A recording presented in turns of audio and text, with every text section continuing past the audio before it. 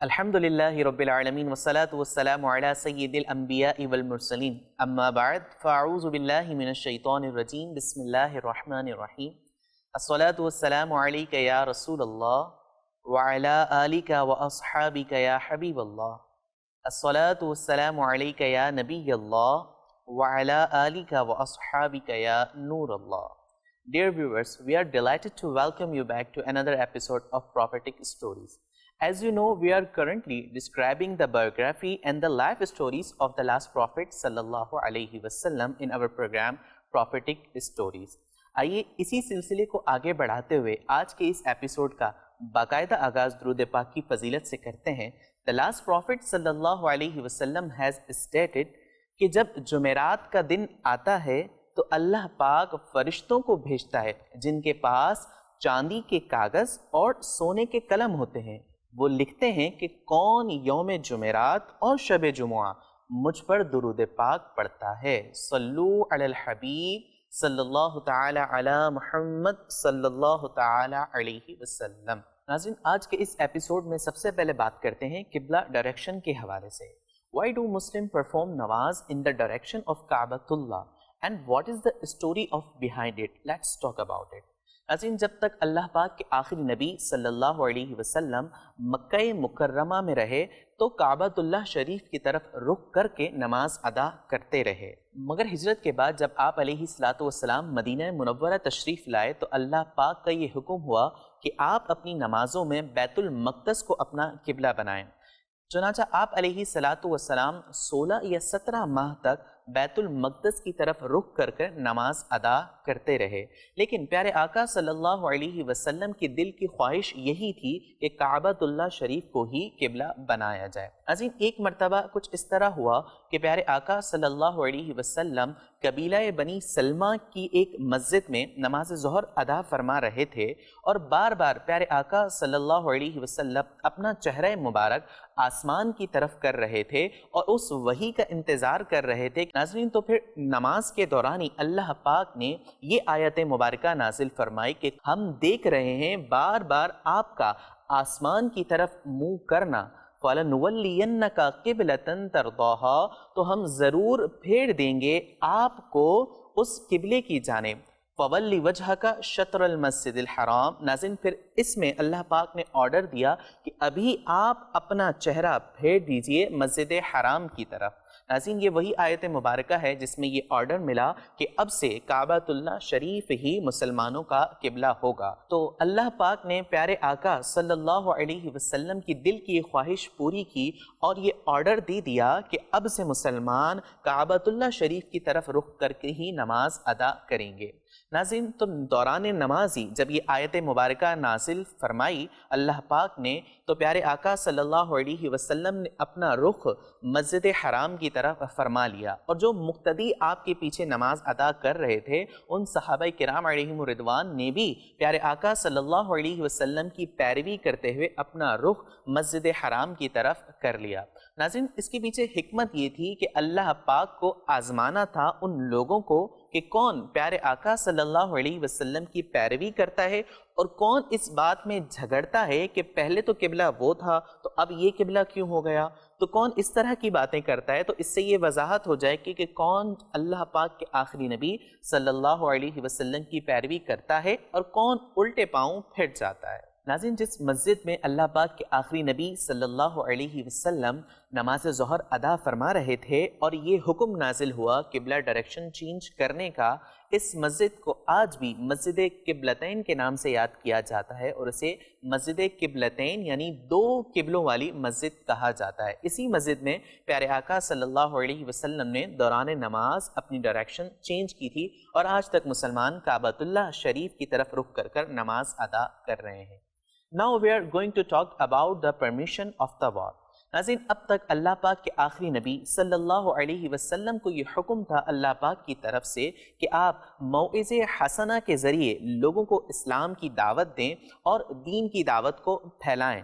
لیکن جب کفار، عرب کے تمام کفار اور یہودی اکٹھے ہو گئے، یکجا ہو گئے اگینسٹ دا مسلمز، اور وہ پلاننگ کرنے لگے مسلمانوں کے خلاف، تو اللہ پاک نے مسلمانوں کو یہ حکم دیا اور یہ اجازت دی کہ جو لوگ تم سے جنگ کی ابتدا کریں تم بھی ان سے لڑ سکتے ہو۔ تو یہاں سے اللہ پاک کی طرف سے یہ حکم نازل ہونے کے بعد مسلمانوں کو یہ اجازت مل گئی کہ وہ بھی کافروں کے اگینسٹ میں وار کر سکتے ہیں۔ ناظرین، اب بات کرتے ہیں غزوہ بدر کے بارے میں۔ آئیے سب سے پہلے جانتے ہیں مقام بدر کے حوالے سے۔ ناظرین، مدینہ منورہ سے 80 مائلز کے ڈسٹینس پر ایک گاؤں تھا جس کا نام تھا بدر، اور بدر نام ہونے کی وجہ یہ تھی کہ وہاں ایک مشہور کنواں تھا جس کے مالک کا نام بدر تھا، اسی وجہ سے اس گاؤں کا نام بھی بدر رکھ دیا گیا۔ یہ وہی جگہ ہے جہاں مسلمانوں کو اللہ پاک نے ایک عظیم الشان فتح نصیب فرمائی۔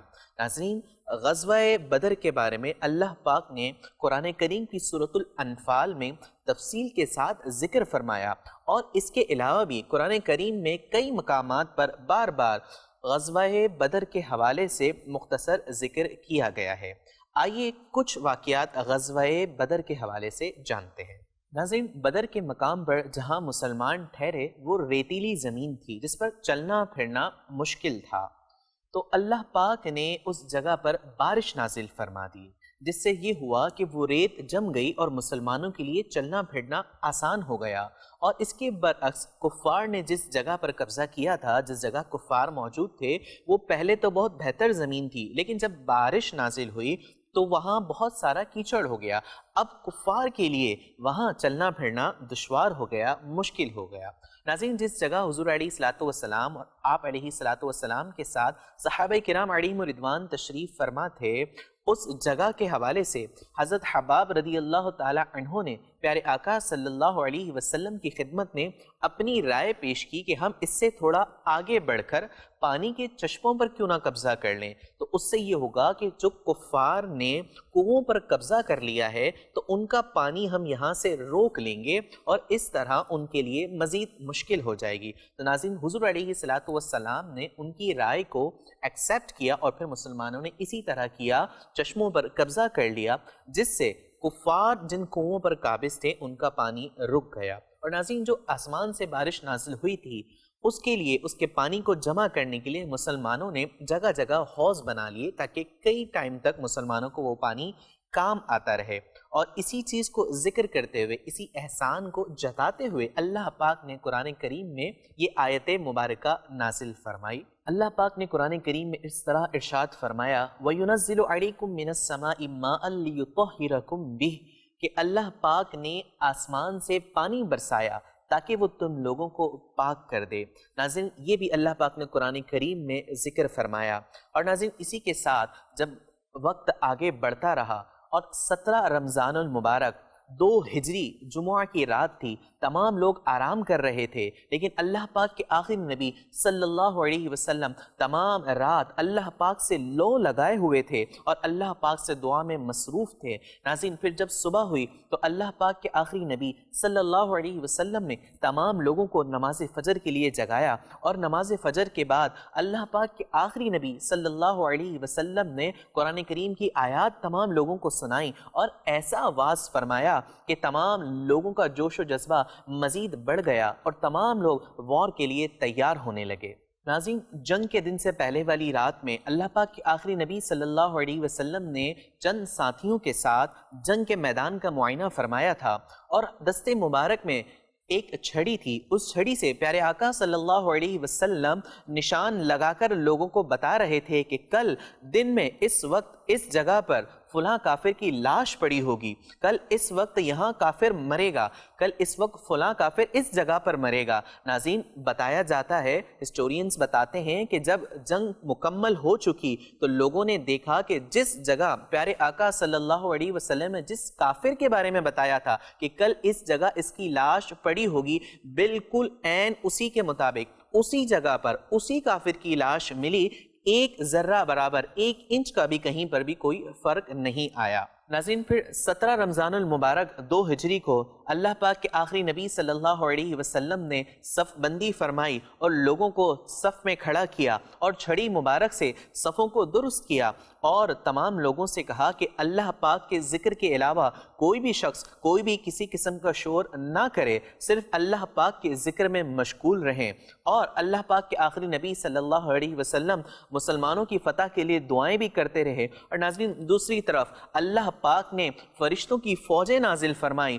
ناظرین وہ فرشتے کسی کو نظر نہیں آ رہے تھے، لیکن جب وہ وار ہو رہی تھی تو مسلمان دیکھ رہے تھے، صحابہ کرام علیہم الرضوان دیکھ رہے تھے کہ مسلمانوں کے اگینسٹ میں جو کافر کھڑے ہیں ان کو اپنے آپ ضربیں لگ رہی ہیں، ان کو اپنے آپ نشان پڑ رہے ہیں۔ ناظرین جب مسلمان کسی کافر کے قریب جاتے تو ان کے اٹیک کرنے سے پہلے ہی کافر کا سر قلم ہو چکا ہوتا۔ ناظرین یہ واقعات مسلمانوں نے اللہ پاک کے آخری نبی صلی اللہ علیہ وسلم کی بارگاہ میں پیش کیے اور ان سے پوچھا کہ یہ کیا ماجرا ہے، یہ کیا معاملہ ہے، ہم اٹیک کرنے جاتے ہیں اور پہلے ہی ان پر اٹیک ہو جاتا ہے۔ تو اللہ پاک کے آخری نبی صلی اللہ علیہ وسلم نے بتایا کہ یہ اللہ پاک کی طرف سے مدد ہے، فرشتوں کے ذریعے اللہ پاک ہماری مدد فرما رہا ہے۔ یہ جو اٹیک تم دیکھ رہے ہو کہ تمہارے وہاں پہنچنے سے پہلے ان پر اٹیک ہو رہا ہے، یہ اللہ پاک کے فرشتے کر رہے ہیں اور وہ اس طرح ہماری مدد کر رہے ہیں۔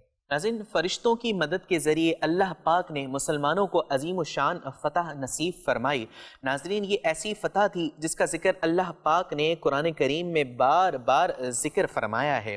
ناظرین اللہ پاک کے آخری نبی صلی اللہ علیہ وسلم جنگ مکمل ہونے کے بعد 3 دن تک بدر کے مقام پر تشریف فرما تھے۔ اس کے بعد تمام لوگ مدینہ منورہ واپس چلے گئے۔ ناظرین یہ وہ عظیم معرکہ تھا کہ اس سے پہلے جو کفار اپنے آپ میں اپنی بڑی عزت، شان اور شوکت سمجھا کرتے تھے، وہ تمام چیزیں خاک میں مل گئیں اور اللہ پاک نے مسلمانوں کو مزید وقار اور رتبہ اور بلندی عطا فرمائی۔ ناظرین میں امید کرتا ہوں کہ آپ نے اس غزوے سے بہت سی باتیں آپ نے لرن کی ہوں گی۔